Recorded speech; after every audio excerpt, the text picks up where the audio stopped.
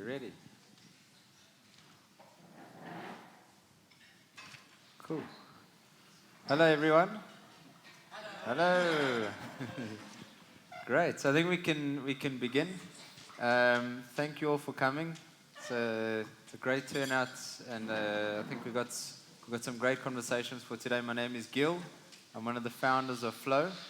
I'm sure we've engaged in some form or manner, and we'll start unpacking a bit about the people in the room and why we're here. And the main thing is that the purpose of today is really to drive innovation, to drive conversation in something that is relatively new, first-party data. Generally, the people in the room and the panelists who I'll introduce shortly are involved in it either from a brand side of things, from a business side of things, or as the media agency introducing it to the brands, or even the technology companies like Paul from Omniscient, and I'll explain a bit of that. It's something that is very top of mind to business, and something very new. So there's a lot that's unfolding, but it absolutely is the trend and the way that I think many parts of business are moving, from marketing to intelligence to analytics to business strategy. Ultimately, it comes down to data. So again, today we'll be discussing it. We'll challenge ourselves a bit on the trends, on what's coming up, and even what's going on today in terms of challenges, in terms of how practically these things are being implemented. What does it mean at the end of the day to businesses? So just to introduce everyone here, and I won't say much because I'll let you guys introduce yourselves, but Simone from Telesure, Simone Frost, we've been working together for over a decade, I think. You keep getting younger by looks, which is amazing. And Takalani Masikwe from Mindshare. Also, we've been working with Mindshare in our previous business, which was also an ad tech business. We used to be Facebook's partner in Africa as an FMP, and Mindshare was always a big client of ours. And so Shaquille as well, Shaquille Abrams from PhD. Of course, also agency side, and Paul DeBeer Omniscient, which is on the technology side of data. So I think we're looking forward to hear about your experiences. So collectively, I think we're really going to challenge and stretch this new topic of first-party data and what it means. So guys, go ahead, Simone, give us a bit of background, a bit about yourself, and just like one line about where first-party data, the idea of it, or if not at all, sits in your business. Okay, Simone, I look after our Digital Marketing Center of Excellence. We're very focused around capability building. I think data has always been important, but definitely accelerated a lot more with, language models being really taking front and center, optimization, growth, profit, those are just themes that are just very consistent in our business, and data is one of those capabilities that we need to enable to drive them. We look after multiple insurance brands. So the TIH Group is a family of brands, Dial Direct, First Woman, Auto and General, Budget Insurance, Verseker. I think we're very much in an explorative state. I don't think we are nowhere near experts on this topic. Keen to have the conversation. Good, thank you. Takalani, tell us a bit about yourself. Just one line of where you're at with first-party data before we dive into the detail. Sure. The name is Takalani Masikwa. Very memorable in that there's a certain kiddies program named after me because I was born first. Of course. Currently applying my trade at Mindshare South Africa. I'm digital lead and strategist on the Standard Bank account. So I think basically where we're at from an agency perspective, and I think Shaquille can either agree or disagree with me, is that, it's a duality. There's both in terms of us as agency, what are we doing with the audiences that we're able to collect and sort of enrich some of what our clients do.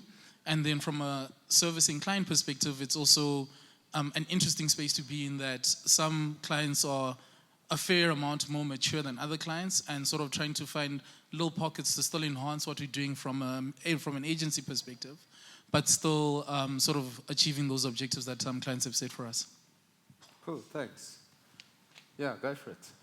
Cool, thanks so much, Takalani. How's it, guys? I'm Shaquille from PhD Media and the Omnicom Media Group.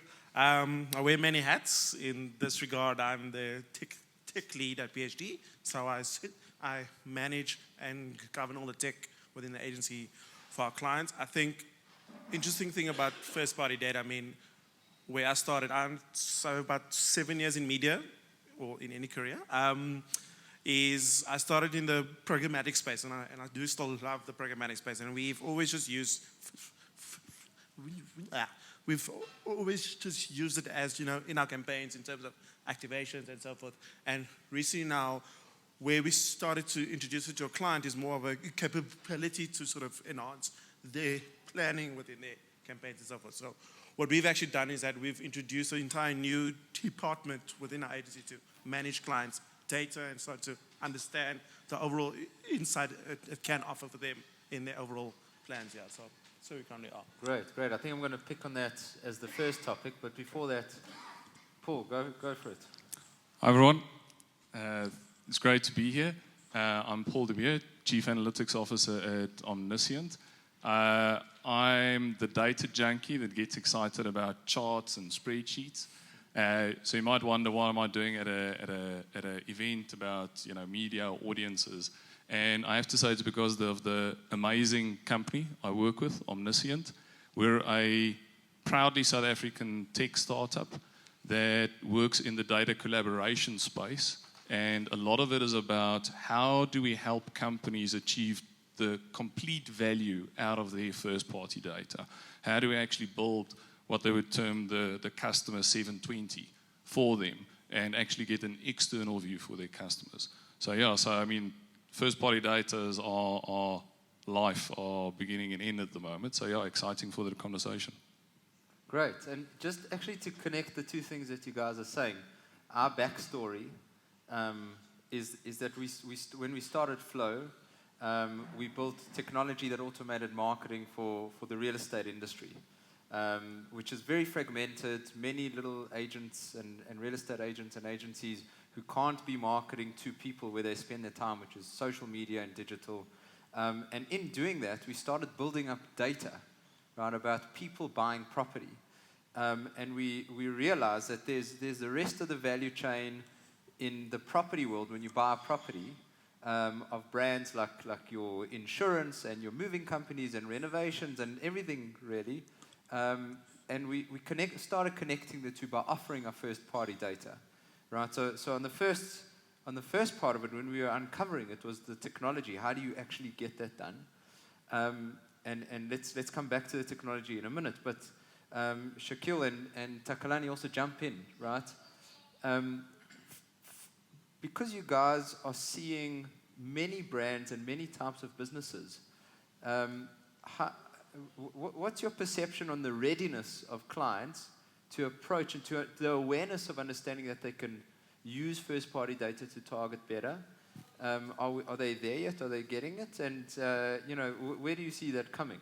And look, how many of your clients is it specifically part of their strategy already? Okay, so I think I'm fortunate enough to work across South Africa and Africa, where in some clients like MTN and Checkers that have data on like everyone's lives versus clients that don't. And I think after the whole scare of, you know, cookies dropping out, and everyone decided to, you know what, it's time to start collecting first-party data. So I wouldn't say it's clients already. Some are, some have been collecting, and some are just getting on the boat now to say, you know what, I'm not going to be able to target correctly on Google, therefore let me start just asking everyone for their name and surname, and that's it. So it's part and part. I think even with the collection of data, clients are still not understanding what to do with it. And I have a key opinion on using data in campaigns, which is a bit controversial, but I don't think it actually works, but I'm not gonna downplay anything here. And I think it's just the understanding of how to effectively use that data. So working with clients that have over millions of data points Yeah. versus clients who only have 5 of the data points, but it's just effectively understanding when to use it properly in your business versus when it's actually just, you know what, it's a cool thing to do. You know, so I always make the example of out of home, you know. You can throw all the points you want around. You were shopping at ShopRite in the last week, you know, and you bought yourself a packet of chips. You as a consumer honestly don't care. You know, like, cool, I'm seeing an ad. You know, I'm seeing an ad with just, it could be part of affinity targeting, it could be part of first-party data targeting. It's just me seeing an ad on a billboard. So I think where we start to place the effectiveness of the use of the data is going to be key for the next few years, and that's what I think, what I'm trying to unpack with clients, is that it's not only to use on the last end when you activate, but when you are planning in your marketing and your top of funnel stuff, that's where you actually starting to use to understand the insights on your consumer. Yeah, 100%. So, Takalani, I mean, from your point of view, do you agree? You know, let's debate that and yeah, tell us a bit about like when you're working with your clients. And again, why we're starting here is because you guys are seeing clients across verticals, clients who are some are more digital, some are more traditional, right? So yeah, give us your view. So for the most part, I'll agree with Shaquille in that. In my experiences, what I've seen is the different levels of maturity, which I sort of touched on a little bit earlier on. And I think the importance from, at least from the impact of COVID anyway, has sort of across the board, whether you're a financial institution, whether you're an FMCG, there is increased conversations within boardrooms around first-party data, but not everyone fully appreciates and understands sort of the part that one has to take to be able to fully utilize your own first-party data. So there's an entire work stream that needs to be initiated, and a lot of businesses kind of think that you can sort of go to sleep one day and wake up the following day and your entire sort of first-party data framework or sort of roadmap is done and delivered. So that activation part is quite critical, and we don't necessarily see it across the board. And I think just also from an understanding perspective, a lot of businesses sit on a truckload of data, but don't actually understand or know how to monetize that data for the benefit of what they're trying to do. Shaquille spoke about activation. A lot of what we're seeing in market is, yes, we're still activating on first-party data, but is the messaging speaking to that audience in a way that they'll resonate, whether it's to cross-sell, whether it's specific in-app events, whether it is suppression lists that we're looking to drive new customer acquisition. So we're getting there, but I think as an industry, especially in the local context, we still have some way to go. Right. Yeah. I mean, Sim, obviously you're in the insurance business, very performance driven, right? So and I'd say you guys have been very progressive.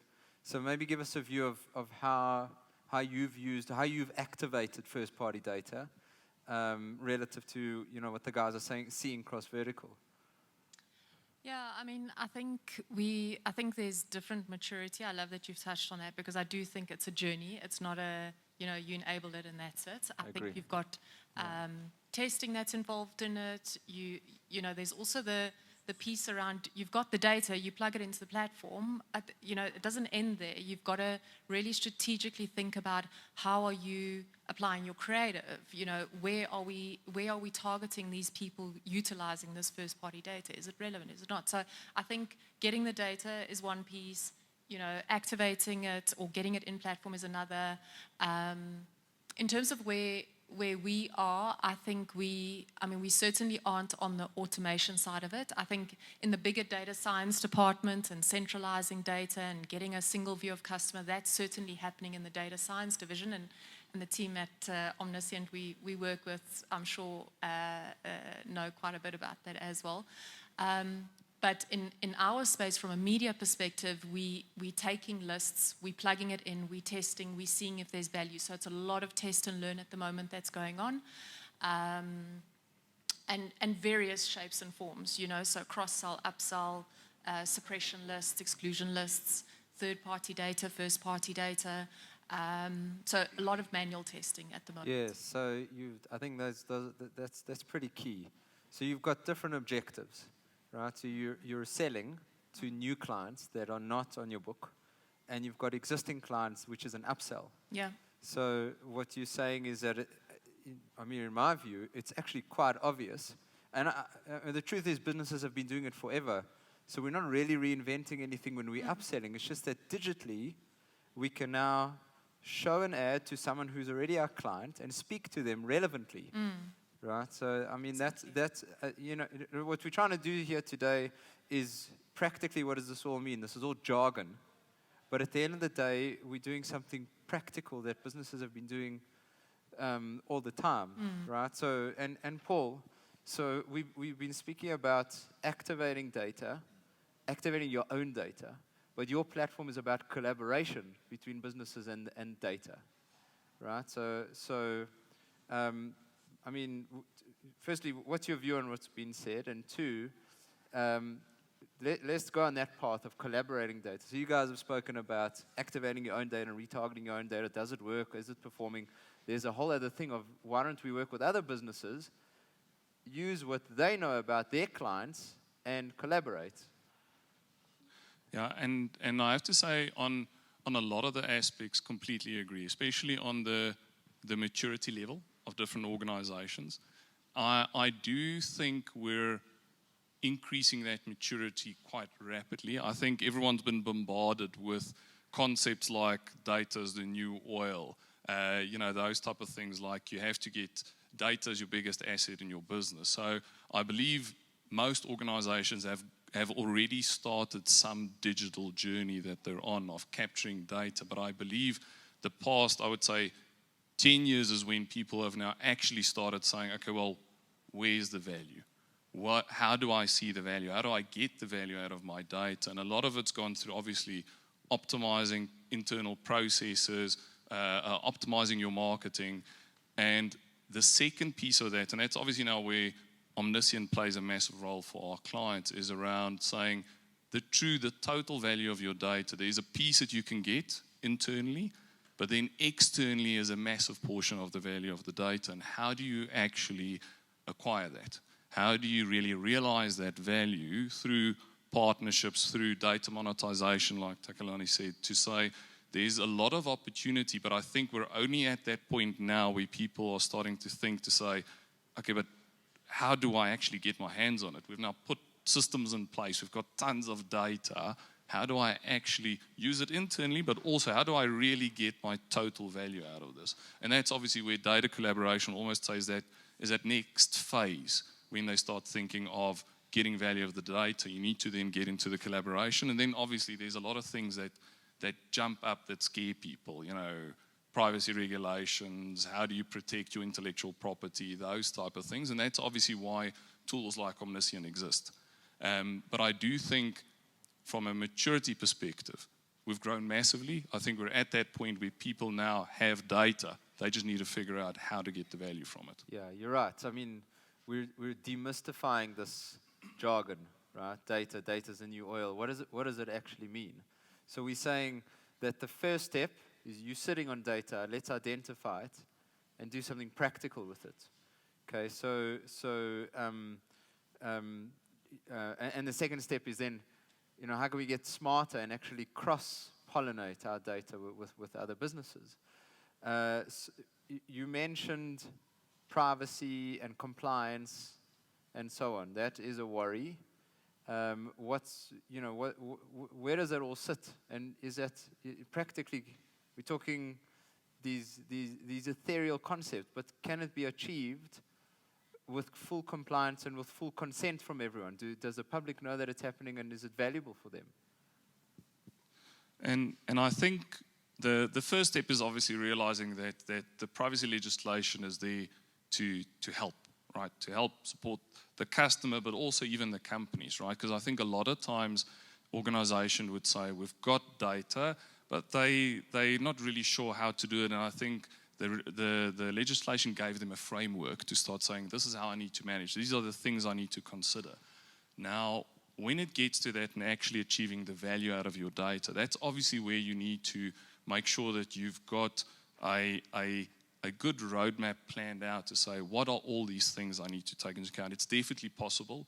We're in this space on the end of it, obviously, to say where companies can actually monetize their data to another organization because there's clear value in the data, whether it's be whether it be for making a certain decision, getting more, like we call it that 720 view. 360 is getting your own data, understanding your customer. Now 720, actually getting external data from somewhere else to fully understand your customer, their preferences, understand how you would actually approach and manage them. And there's the privacy considerations is why a lot of the tools exist and why Omniscient exists, because the whole purpose is, our principle is, when you capture data of a person, you're responsible for that data.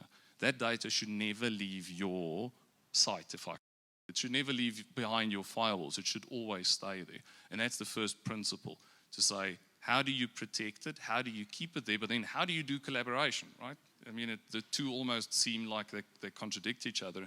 But that's where things like where the technology has advanced so far, where you've got anonymization techniques that make it interoperable between companies, where you've got safe zones. I think a lot of people would be familiar with the term data clean rooms, where Omniscient we play obviously beyond that as well to other use cases than media, from credit assessments, insurance reviews, all those type of things. But it's definitely possible, the tools are there, but the people definitely need to kind of do their homework and approach it from a not a cautious way, but from a informed way. Mm. And I want to come back to the technicalities in a moment, right? Because there's practically, how do you actually do this? But strategically, and I actually just made a note here, Shakil, you said earlier that it's about your own data and activating your own data. And the second degree is then the collaboration with other data. But let's challenge that for a moment. When you're running a Facebook campaign for a client, you're actually using Facebook's data, right? So you're targeting behaviors, interests. This is data that Facebook have been collecting for the last 2 decades, doing incredible stuff with it, doing inferring, and they basically know more about you than you know about you. Okay, but the problem is that the competition for that data is very high. It's becoming inefficient, it's becoming saturated. So my challenging point is that surely then, whether you've activated your own data or not, you can bring in other data to mitigate that competition, right? So the collaboration piece, is it the cart before the horse? Like, can you not rent data? And I know there are suppliers like ourselves and like Rainmaker for ShopRite data. Right, tell us, how do your clients think about that, and how do you position that? So just, I think, to comment on your Facebook, and I think I have a very key opinion around the tech, and that is the complexity of it. And I think where Facebook and Google always wins with small businesses is that you can do everything in one interface.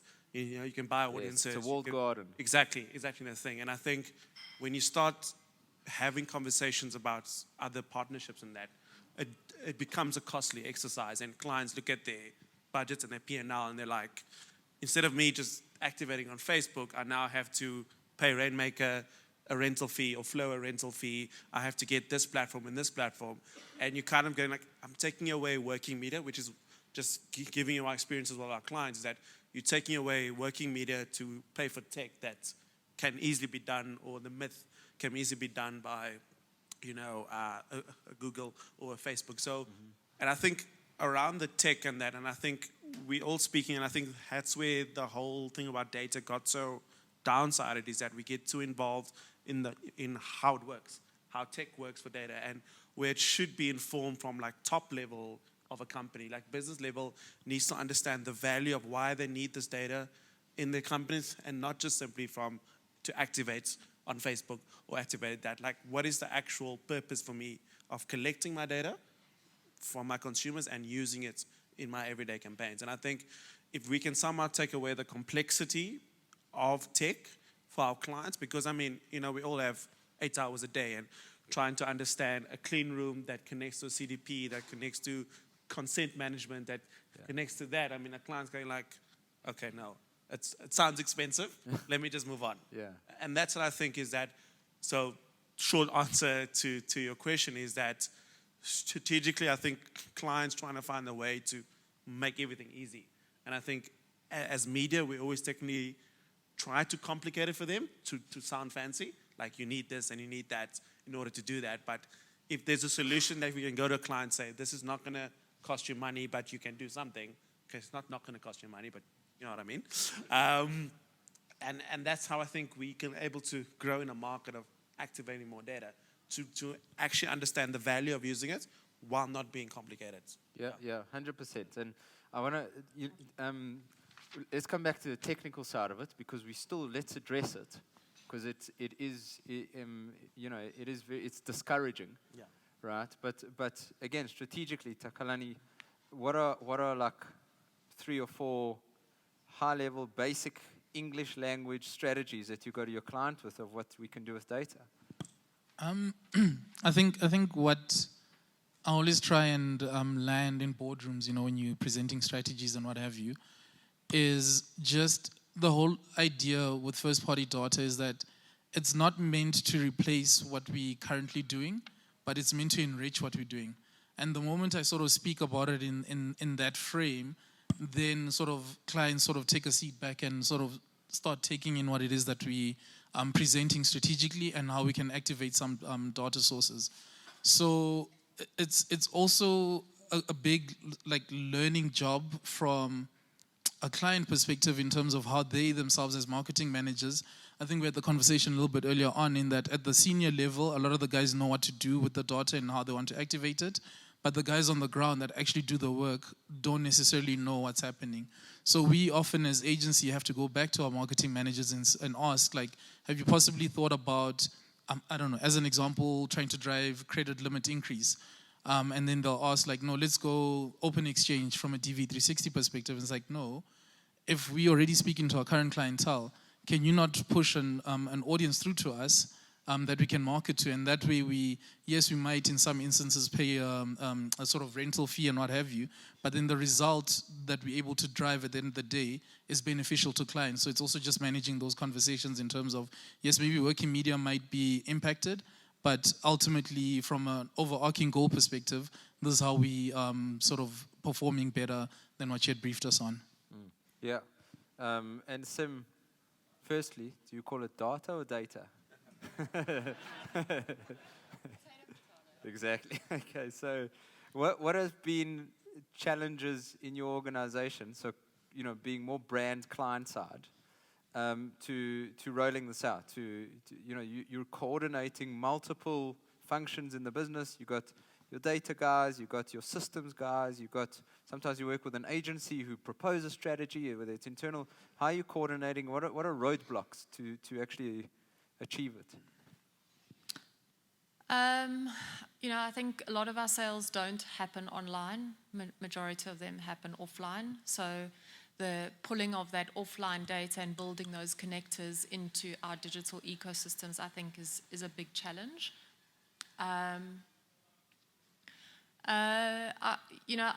also think that data science and marketing need to migrate closer together. There's a lot. I was actually telling Luzon this earlier. There's so much insight sitting in the marketing space, and there's capabilities that we can enable in the marketing space that data science aren't even aware of, and vice versa. So I think that is definitely one of our missions, is bringing those two divisions closer together. And then I would say the big one is the automation of that offline data and getting that into, stitching the data between digital and this offline piece. It's quite a conundrum. So, how far is that roadmap? Is it a few weeks, months, years? You've got a vision in your head of, the perfect world? We've tested variations of it. So we've tested website Cappy, Facebook Cappy. We've tested O2O on Google products. But, I think as you evolve it, you want to start optimizing towards value and not just more customers. So now you start bringing extra dimensions into the equation. And that's where it can present a couple of challenges. So, I would say, a good couple of weeks, but I don't think we're ever going to arrive. I think it's forever going to evolve and improve as we just test and learn. Right, yeah. Yeah, Paul, so we've been speaking a lot about marketing. So your perspective on this whole thing is that you're actually dealing with businesses where data plays a role in different functions in a business. right? So marketing, analytics, a product strategy. Maybe walk us through that. I think it'll be a very interesting perspective for everyone here to see practically what data can do to a business. Yeah, and I think that's one of the key things is there's a massive learning and education that still needs to happen in the market of what is actually possible with Yes. data. Now, the best way to talk about it and the work that we do I'm almost starting at the end to say the different use cases, then we can go to the technical side of how it gets stitched together is there's so many use cases. So to give you a couple of examples of value is, for example, let's still link into marketing. When a credit provider would like to actually send out a marketing message, one of the key things is you don't want people receiving the message if they technically can't afford the credit, right? Or they can't maintain the credit. It's not good for the customer itself because they might get declined when they apply for it, but it's also not an efficient way of using data. So to then bring the two pieces together, imagine Facebook campaign, but only to people you'd approve on your scorecard. It comes together with combinations of data to say, you've got a data party, maybe one with a big loyalty program, you've got a credit bureau, they can all in a privacy compliant way work together to say that the campaign can actually then execute to only those people that the product is relevant to. So there's so much value just in the marketing space that can be obtained, but also then obviously, like you say, outside marketing, things like we've got a big challenge within South Africa particularly, but even other countries around what we call financial inclusion, where a lot of people can't get access to financial networks because, for example, they might not have a credit history. You can only get a credit card if you can pull a credit bureau report, but you've never had credit, so you're not on the bureau. And it's a big challenge. It affects 50% of South Africans. And what we're enabling is to say that if you can get companies to collaborate, to work together, you can get a customer to say, are you willing for me to use your shopping behavior or your behavior on paying your telephone bill or any type of big company to actually help us assess your credit ability and then allow us to offer you credit because we can see, yes, you've got money flowing through your account, you're a constant payer, we trust that you're a good credit customer.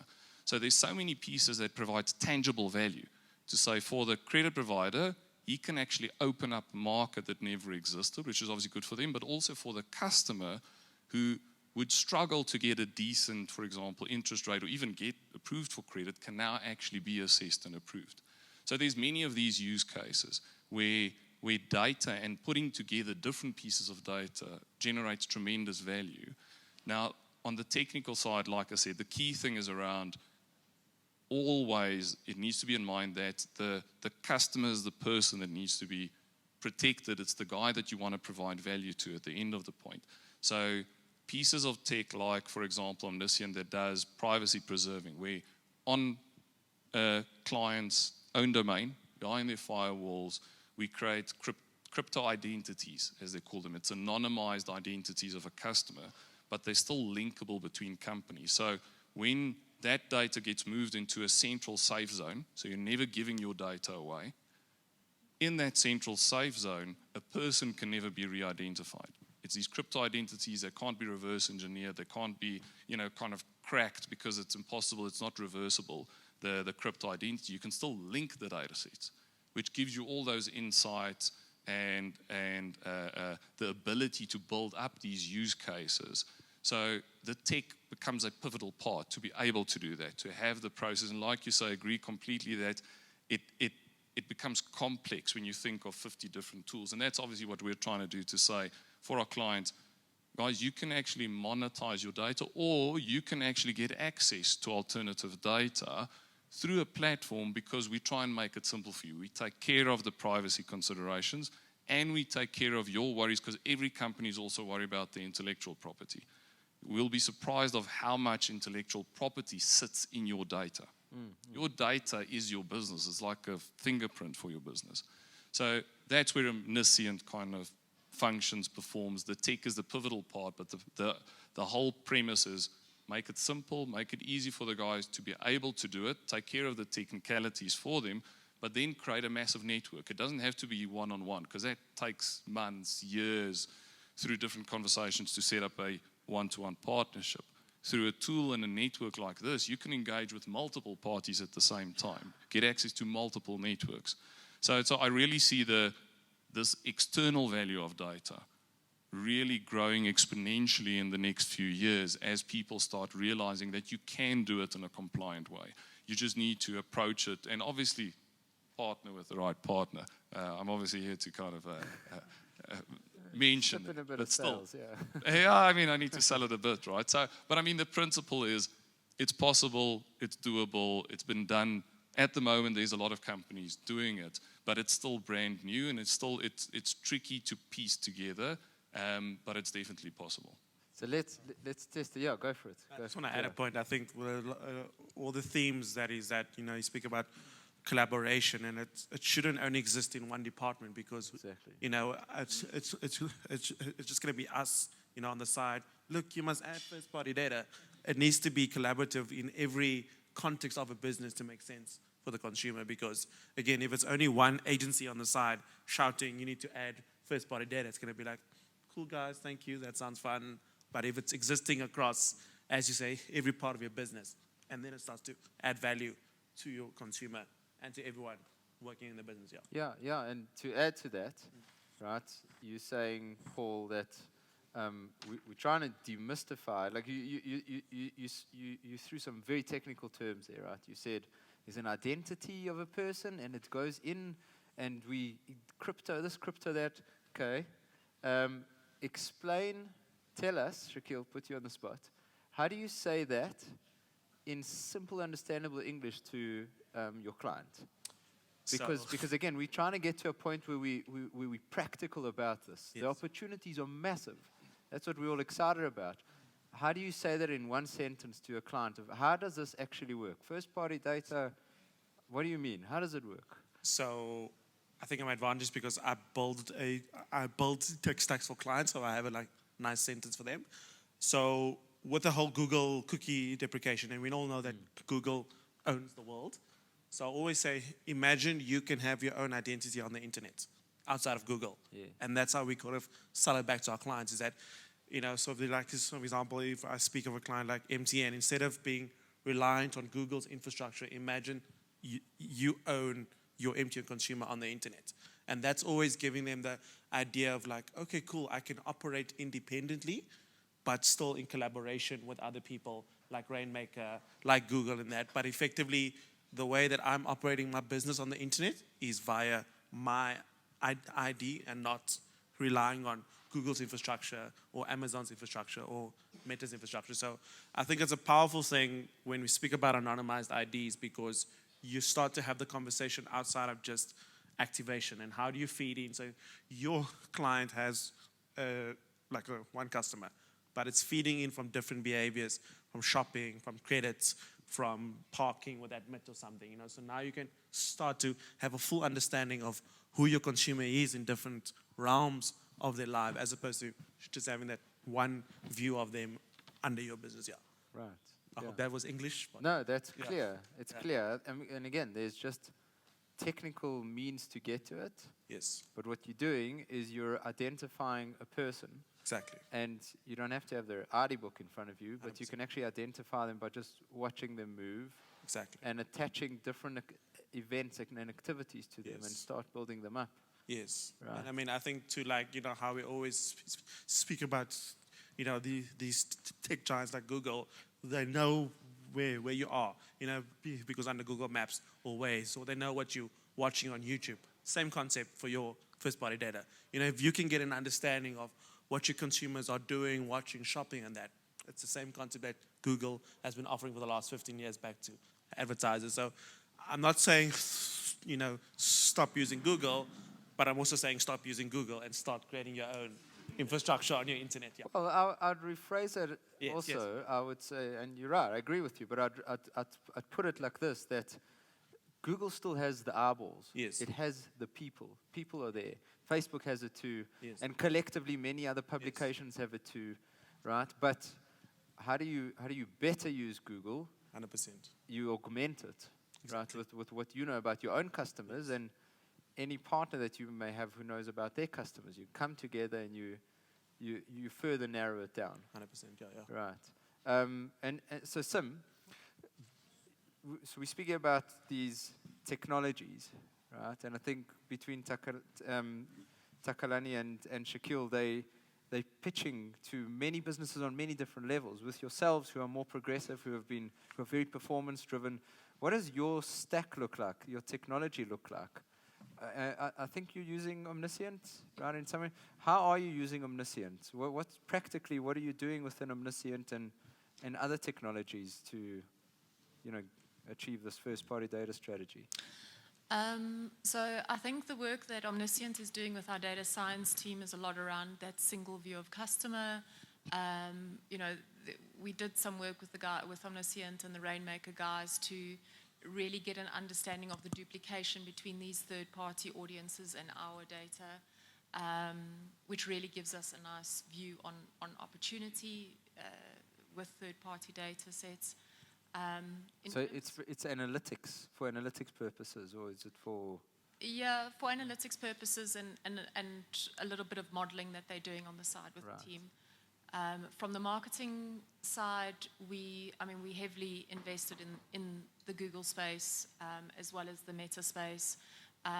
So I would say, for the data enablement, we're using a lot of that and building custom pipelines through the products that they've got available, like O2O, and using GA4 to enrich that. And then through Meta, looking at products like Cappy. So I wouldn't say we've got an advanced tech stack on this, but we're certainly using the freely available products or features that Google and Meta makes available to test use cases on first party. Okay, yeah. I mean, it's always good to get a view of like I don't think anyone is at Rolls-Royce level yet, right? So, Takalani, back to marketing, okay, where data plays a massive role now in terms of digital. And we're trying to get to this simple English, practical view of it. You put together a media schedule for a client. Right? What does it look like? And what does a data item look like in there? What does that mean? How does a client who you're pitching to has no idea what this is about, and you say, 100 grand Facebook, 100 grand Google, X grand data.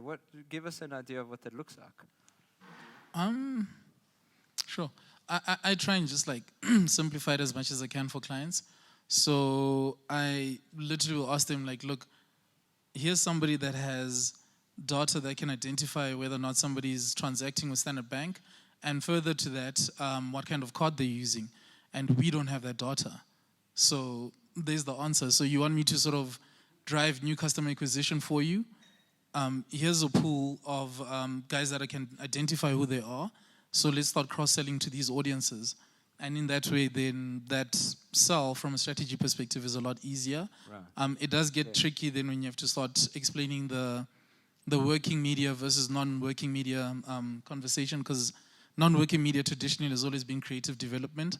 But now as media agencies, okay, but you're not actually going to spend this money. It's yeah, I won't spend the money, but I'm going to get more of what you want for a more efficient cost if I was to just go open exchange with that same budget. So it's just managing those conversations across the board. And again, also very heavily dependent on how much the client knows. So there's still an education job that always constantly needs to be done almost on a daily basis. Yeah, so that's an interesting term. The non-working media, in other words, that's what's not being paid over to the publishers, right? It's creative, it's data. Right, okay, so it fits into there. Does the non-working media budget grow because of this? Yeah, it does, because naturally you're spending more against non-working assets or non-working media, so it does increase. But I think what I'm really enjoying about where we're at as an industry now is I enjoy sort of not teaching, but upskilling. So a lot of the conversations again is yes, fair enough, we're not really spending this in media rands, but we're deriving a lot more value than if we were to sort of keep doing what we've been doing over the past however many years.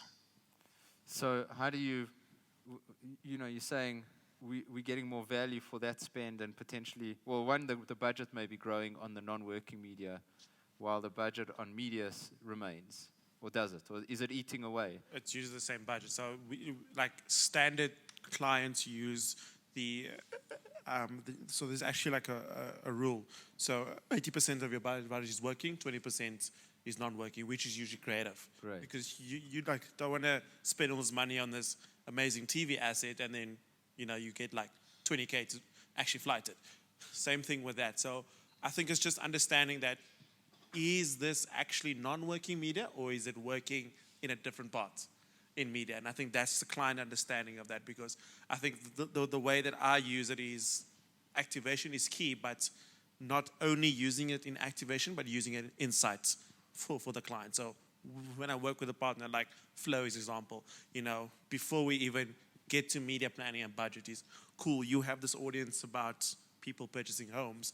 What value can you add to me from an insight level? And that's, you can help clients understand, okay, cool, this actually informed a lot more than just paying X amount of CPM for that and that. Yeah. So it sort of is still non-working media, but if you reevaluate what it's doing for you in the long run, it becomes working media. But 100%. exactly, yeah. I completely agree. And I think in the programmatic stack, you have to buy data when you're running programmatic, right? Yes. Whereas the walled gardens, it's a single media budget. 100%. You know, so, but then the clients, you know, how do you convince a client that you did get the return?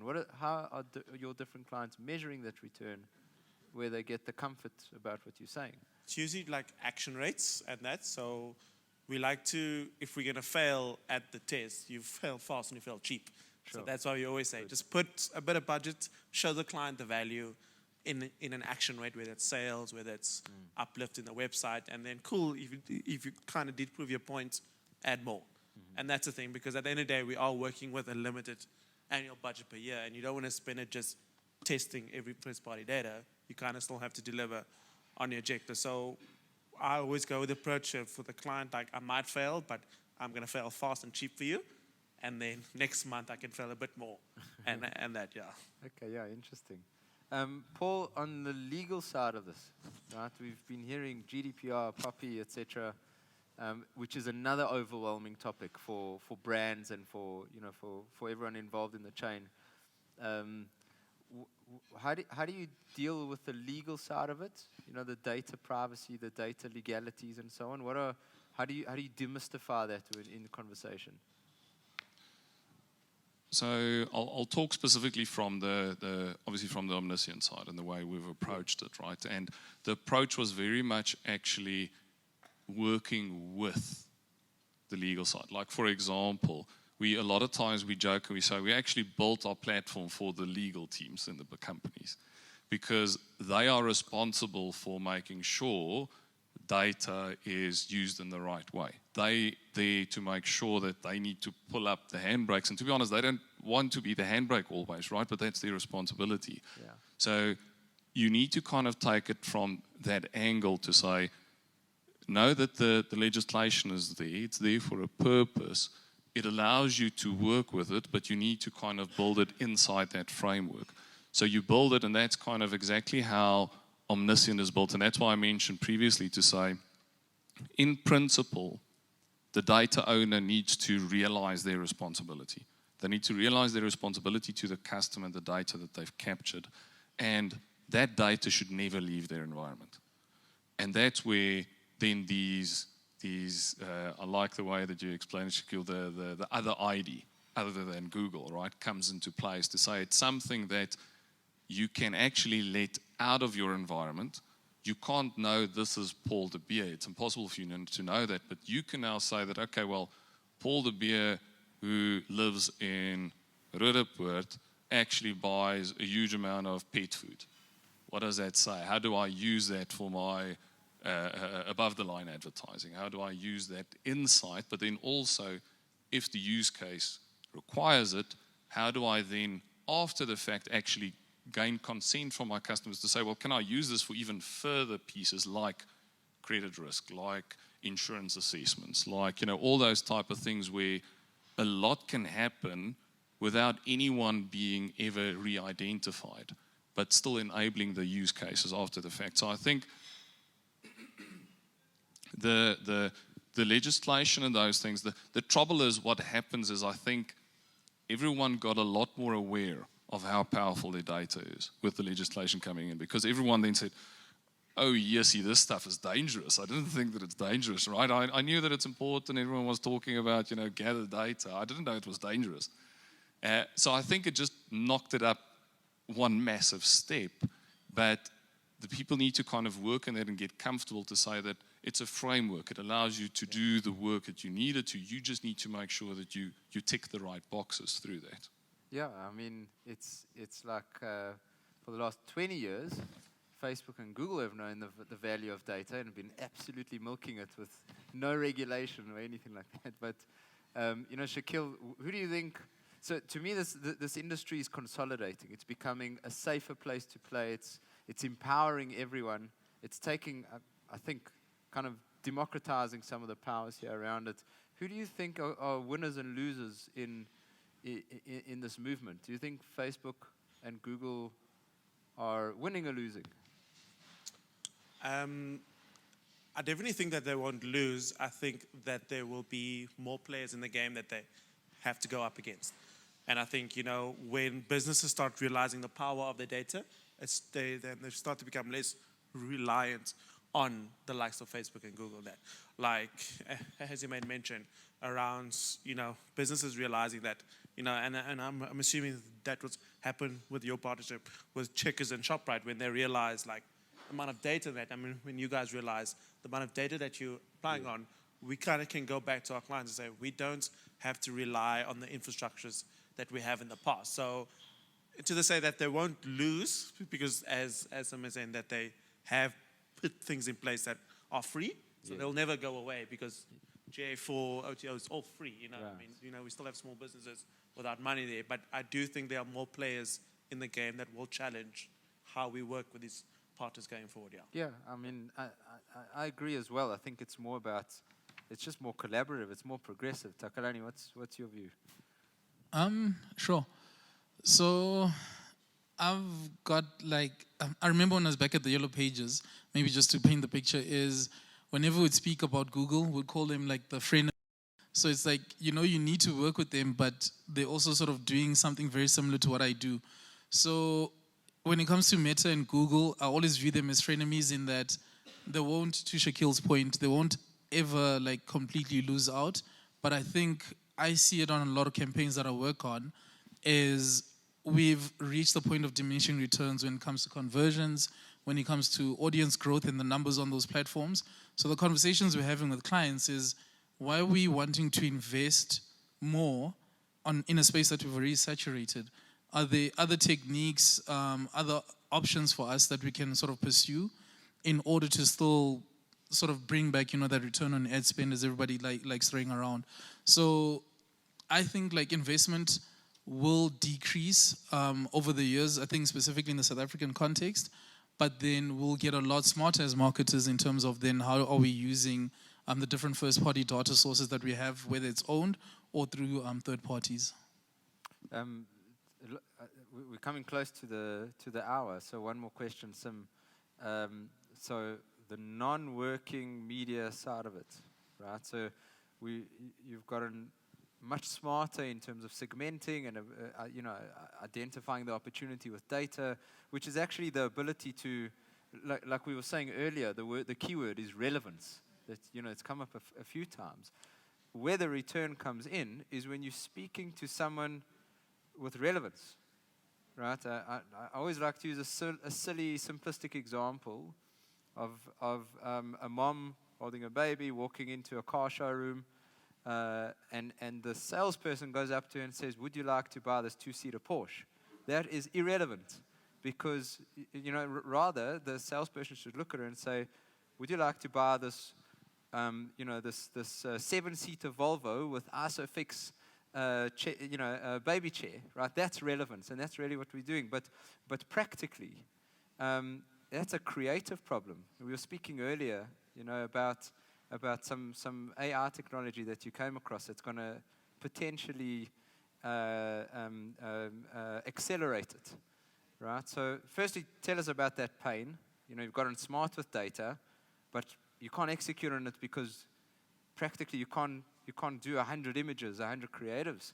What's your experience? And tell us a bit about that AI. That sounds fascinating. Yeah, I mean, I think there's components to getting it work, to getting that ROI, data integration and segmented data and clean data is one part, and then that creative is the other. I mean, I would say we're probably still taking a bit of a broad approach. So, you know, realistically creating, 100,000 assets is not going to make sense. So I think, we're still segmenting our creative approach, if I could put it that way. I think AI is definitely an interesting game changer in this space and could really, if we start marrying AI, creative, data, like you just start creating this formula for success. Yeah, I mean, I was telling Gil earlier we had a demo from an AI creative platform. I don't want to give out all our secret sauce. Yeah, okay. Put you on the spot. But yeah, there's definitely, data came through very strong in that piece, a data-driven creative. That was a buzz year, 1 year as well in the marketing fraternity. I don't think we ever truly nailed it properly. Yeah. But yeah, I think when you start marrying all these components up, you start delivering beautiful customer experiences, personalized experiences, and the result of that is bigger ROI. It's got to be. It makes sense. Yeah. Good, thank you. Good. I think, guys, we're at the hour. That went very fast. And my takeout so far is that I think it can be overwhelming, right? Because it's very technical, and it's there's a lot of buzzwords around it, and but there's practicality to it. I'd like to think that we got to the core of it, from budgeting for it to scheduling it, to starting in little steps and not having to do all the way down to software where you can actually bring together data from across partners that you could never have done before. So it'll be interesting to see how the next few years unfold. And we're at the beginning of it, and we're here, which is great. So, guys, thank you again for participating. And yeah, that brings it to a close. So just a couple of little things. You all have little boxes on your table, little pens inside. But on the back of it, there's a QR code. And we put together some materials on, again, just coming down to a simple best practice, our learnings so far. And so you're welcome to download it off there.